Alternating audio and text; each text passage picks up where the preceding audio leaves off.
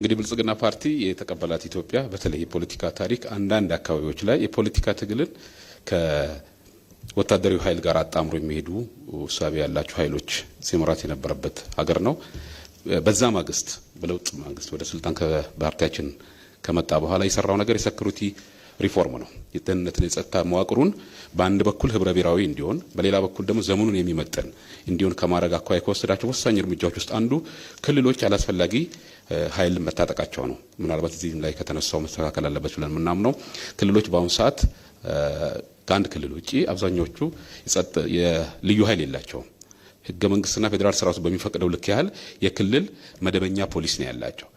ሌሎችም ጉዳዮች ግን ቀደም የተነሳው በዚህ አጋጣሚ ማስተካከል ተወስዶ ሰፊ ሪፎርም በማድረግ የሀገር መከላከያ ሰራዊት ህብረ ብሔራዊ እንዲሆን ዘመኑን የሚመጥን የኢትዮጵያን ዳር ድንበርና የህዝቦችን ደህንነት በሚያረጋግጥ መልኩ ሪፎርሞች በስፋት እየሰራ ነው። ይሄን አጠናክረን እንቀጥላለን። ፖሊስም እና የፌዴራል ፖሊስም ሆነ መደበኛ ፖሊሶች በተሰጣቸው ህገ መንግስታዊ ስልጣን ወሰን ብቻ ስራቸውን እንዲያከናውኑ የጀመርናቸውን ስራዎች አጠናክረን እንቀጥላለን።